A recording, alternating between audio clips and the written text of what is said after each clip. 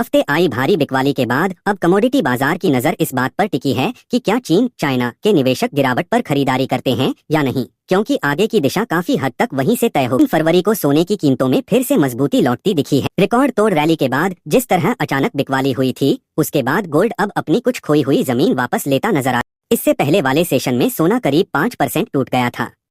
यही नहीं, शुक्रवार को आई गिरावट पिछले 10 साल से ज्यादा के समय की सबसे बड़ी गिरावट मानी जा रही है। यानी साफ है कि बाजार ने बहुत कम समय में बेहद तेज उतार चढ़ाव देखा है। इससे पहले सोमवार को चांदी करीब 7% टूट चुकी थी और 30 जनवरी को तो इंट्राडे के दौरान रिकॉर्ड गिरावट भी देखने को मिली थी। पिछले महीने की बात करें तो कीमती मेटल्स में ऐसी तेज रैली देखने को मिली थी जिसने अनुभवी ट्रेडर्स को भी चौंका दिया था।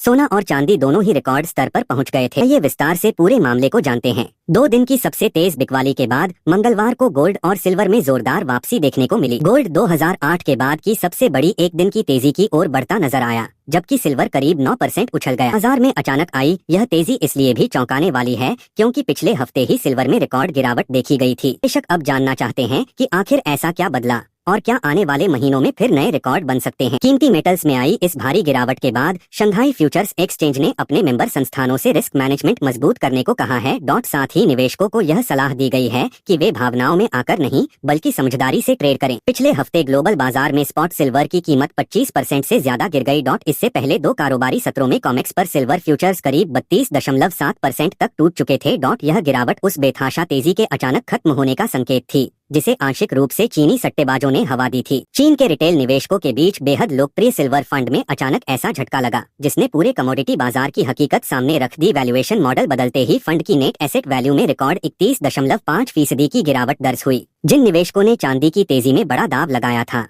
वे अब भारी नुकसान से जूझ रहे हैं। यह मामला सिर्फ एक फंड का नहीं बल्कि तेजी में बने बुलबुले और रिस्क मैनेजमेंट की बड़ी चेतावनी भी है। भले ही trade deal, India US trade deal को लेकर अनिश्चितता कम हो गई हो, लेकिन लंबी अवधि के फैक्टर ऐसे हैं जो अगले 18 महीनों में सोने की कीमत को $6000 के स्तर के पार ले जा सकते हैं। चांदी अभी भी स्पेक्युलेटिव दायरे में बनी हुई है। हालांकि चीन में फिजिकल सप्लाई की कमी और लगातार बने हुए प्रीमियम, साथ ही मांग में संभावित रिकवरी यह सुनिश्चित करते हैं कि मौजूदा स्तरों से कीमतों में ज्यादा गिरावट नहीं दिखेगी। लेकिन उतार चढ़ाव को देखते हुए फिलहाल किसी तुरंत प्राइस टारगेट की बात नहीं की जा रही है। सोना और चांदी के आभूषणों को कीमत के आधार पर नहीं बल्कि वजन के आधार पर ड्यूटी फ्री लाने की अनुमति दी गई है। 1 साल से ज्यादा समय से विदेश में रह रहे भारतीय मूल के निवासी और पर्यटक इस सुविधा का लाभ उठा सकते हैं। महिला यात्रियों को अब 40 ग्राम तक के आभूषण ड्यूटी फ्री लाने की अनुमति है। कीमती धातुओं में आई भारी बिकवाली के बाद अब चांदी की कीमतों में तेज रिकवरी देखने को मिल रही है। अंतर्राष्ट्रीय बाजार में चांदी की कीमतों ने जोरदार वापसी की है और मंगलवार को इसमें करीब 10% की तेजी दर्ज की गई। चांदी का भाव बढ़कर $87.40 प्रति औंस पहुंच गया। इससे पहले शुक्रवार को चांदी में रिकॉर्ड एक दिनी गिरावट देखी गई थी जब कीमतें 27% टूट गई थीं।